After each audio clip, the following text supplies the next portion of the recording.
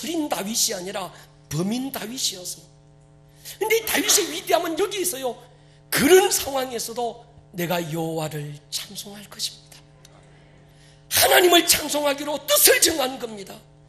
상황이 아니라 믿음을 선택하기로 결정한 겁니다. 상황에 나의 의지를 둔 것이 아니라 믿음에 맡겼습니다. 여러분, 이 말이 대단히 중요합니다. 진정한 믿음은 상황을 바꾸는 것이 아니라 어떤 상황에서도 하나님을 향하여 뜻을 확정하는 것입니다. 상황은 여전히 힘들고 어렵지만 기뻐하기로 뜻을 정하는 것입니다. 찬송하기로 마음을 결정하는 것입니다. 믿음으로 살아내보기로 마음을 확정하는 데 있는 거예요. 동의하십니까? 다윗의 위대함은 부는 바람에도 흔들리지 않았다는 데 있지 않습니다. 좌우로 치우침 없이 직진만 했다, 그게 아닙니다. 다윗도 부는 바람에 흔들렸고 연약해서 유혹받고 쓰러지기도 했습니다. 그러나 그는 꺾이지는 않았습니다. 다시 하나님을 향하여 방향을 잡잖아요. 하나님께 소망을 두기로 마음의 방향을 결정합니다. 원망을 버리고 찬송을 선택합니다. 비통에 빠져있기보다 기뻐하기로 결정하고 감사의 이유를 찾는 겁니다. 이것이 다윗의 탁월함입니다. 여러분, 흔들릴 수 있어요. 넘어질 수 있습니다. 근데 여러분, 흔들리는 게 죄가 아니에요. 아멘 하십시다.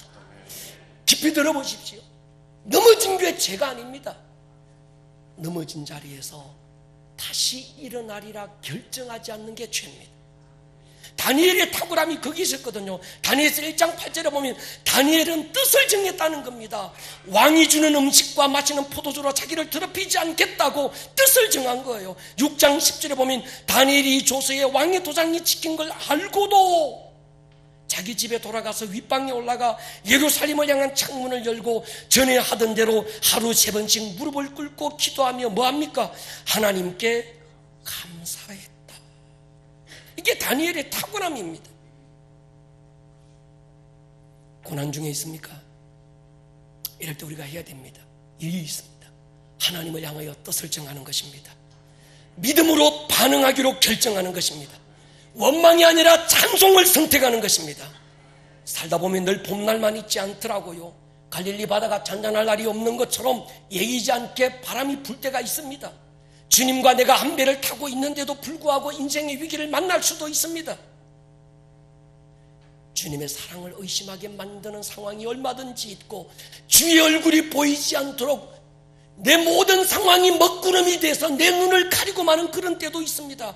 심지어는 신앙의 근본이 흔들리고 마는 그런 위기의 때도 있습니다. 우리만이 그런 게 아니라요. 믿음의 선배들이 다 그랬습니다. 사자굴에 던져지고요. 7배나 뜨거운 풀무불에 던져지고요.